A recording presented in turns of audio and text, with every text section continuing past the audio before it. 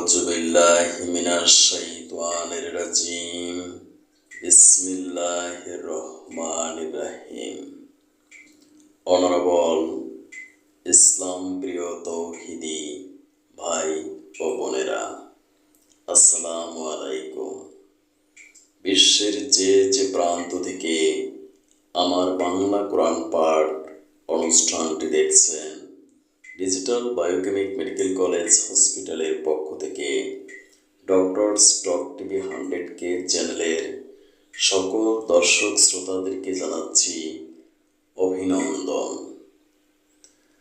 আজ আমি পাঠ করব সূরা আল আহকাফ, আয়াত 1 থেকে 10 পর্যন্ত। আয়াত 1। হামিম। এই শাব্দিক অর্থ মহান আল্লাহ তাআলা ছাড়া কেউ জানে না। আয়াত 2। আল্লাহ পাকের কাছ থেকে এই কিতাব আল কোরআন নাজিল হয়েছে, যিনি মহাপরাক্রমশালী ও প্রবল প্রজ্ঞাময়। আয়াত 3। আকাশ মণ্ডলী ও জমিন এবং তাদের উভয়ের মাঝে যা কিছু রয়েছে, এগুলো আমি যথাযথ লক্ষ্য ব্যতীত সৃষ্টি করিনি, এবং এগুলো এক সুনির্দিষ্ট সময়ের জন্য সৃষ্টি করেছি। কিন্তু এ মহাসত্যের অস্বীকারী ব্যক্তিরা যে জিনিস দিয়ে তাদের সতর্ক করা হয়েছিল, তার থেকেই তারা মুখ ফিরিয়ে নেয়। আয়াত 4। হে নবী, আপনি তাদের বলুন, তোমরা কখনো কি ভেবে দেখেছ, আজ যাদের তোমরা আল্লাহর পরিবর্তে ডাকছ, আমাকে একটু দেখাও তো, তারা এই জমিনের কোনো অংশে কি নিজেরা বানিয়েছে, অথবা এই আকাশ মণ্ডলী বানানোর কাজে তাদের কি কোনো ভূমিকা আছে? এর পূর্বের কিতাবপত্র কিংবা সে সূত্র ধরে চলে আসা জ্ঞানের অন্য কোনো অবশিষ্ট প্রমাণ যদি তোমাদের হাতে মজুদ থাকে, তাহলে তাও এনে আমার কাছে হাজির করো, যদি তোমরা সত্যবাদী হও। আয়াত 5। তার চাইতে বেশি বিভ্রান্ত ব্যক্তি কে হতে পারে, যে আল্লাহ পাককে বাদ দিয়ে এমন কাউকে ডাকে, সে কিয়ামত পর্যন্ত ডাকলেও তার ডাকে সাড়া দিতে পারবে না। তারা তো তাদের ভক্তদের ডাক থেকে সম্পূর্ণ বেখবর। আয়াত 6। যখন গোটা মানব জাতিকে জড়ো করা হবে, তখন এরা তাদের দৃশ্যমানে পরিণত হয়ে যাবে, এবং এরা তাদের ইবাদত ও সম্পূর্ণ অস্বীকার করবে। আয়াত 7।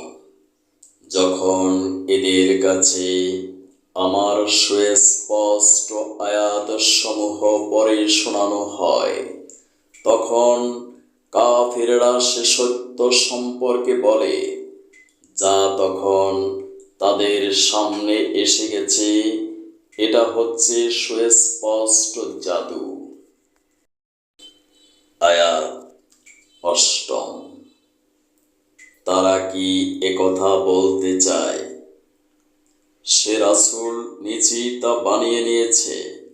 আপনি তাদের বলুন, হ্যাঁ, সত্যি যদি এমন কিছু আমি আল্লাহর নামে বানিয়ে পেশ করি, তাহলে আল্লাহর ক্রোধ থেকে আমার বাঁচানোর জন্যে তোমরা তো কোনো ক্ষমতাই রাখো না। আল্লাহ পাক ভালো করেই জানেন তোমরা তোমরা তার মধ্যে কি কি কথা নিজেরা বানিয়ে বানিয়ে বলছো, এবং তোমাদের ও আমার মাঝে কে কথা বানাচ্ছে, একথার সাক্ষ্য দেওয়ার জন্যে আল্লাহ পাকই যথেষ্ট। আল্লাহ পাক একান্ত ক্ষমাশীল ও পরম দয়ালু। আয়াত 9। আপনি বলুন, রাসূলদের মাঝে আমি তো নতুন নই, আমি এও জানি না আমার সাথে কি ধরনের ব্যবহার করা হবে এবং তোমাদের সাথেই বা কি ব্যবহার করা হবে। আমি শুধু সেইটুকুরই অনুসরণ করি যেইটুকু আমার কাছে ওহী পাঠানো হয়, আর আমি তোমাদের জন্যে সুস্পষ্ট সতর্ক করিবই, কিছুই নই। আয়াত 10। আপনি আরো বলুন, তোমরা কি কখনো একথা ভেবে দেখেছ, এ মহাগ্রন্থটা যদি আল্লাহর কাছ থেকে অবতীর্ণ হয়ে থাকে এবং তোমরা তা অস্বীকার করো, তাহলে এর পরিণতি কি হবে? এবং এর উপর বনী ইসরাইলের একজন সাক্ষী যেখানে সাক্ষ্য প্রদান করে তার উপর ঈমান এনেছে, তারপরও তোমরা অহংকার করলে, জেনে রাখো আল্লাহ পাক কখনো সীমালঙ্ঘনকারীদের সঠিক পথে পরিচালিত করেন না। সাবধান হও বিশ্ববাসী, এ কোরআন শুধুমাত্র মুসলমানদের জন্যই নয়, not for only Muslim, for all human beings in the world, সমগ্র বিশ্ববাসীর জন্য এ কোরআন। এ কোরআন মানব জাতির জন্য সর্বশ্রেষ্ঠ কনস্টিটিউশন বা সংবিধান। আরব জাহানে একটি সময় ছিল, একটি যুগ ছিল, যখন কন্যা সন্তানকে জীবন্ত কবর দেওয়া হতো। মদ, জুয়া, সুদ, ঘুষ ছিল তাদের নিত্য নৈমিত্তিক ব্যাপার। হানাহানি, মারামারি ছিল তাদের একটি। সেই আনসিভিলাইজড জাতিকে সিভিলাইজড করেছিল এই কোরআন। বর্তমান বিশ্বের উত্তপ্ত পরিস্থিতিকে সমাপ্ত করতে পারে কোরআন। আমার বিশ্বাস বাংলাদেশে এখন পর্যন্ত সেই আয়ামে জাহিলিয়ামের মতো যুগের পরিস্থিতির শিকার হয় নাই। আমার দেশের ধর্মপ্রাণ মুসলমানেরা এখনো কোরআনকে রেসপেক্ট করে, এখনো কোরআনের কথা শুনে, এখনো মানুষ কোরআনকে শ্রদ্ধা করে।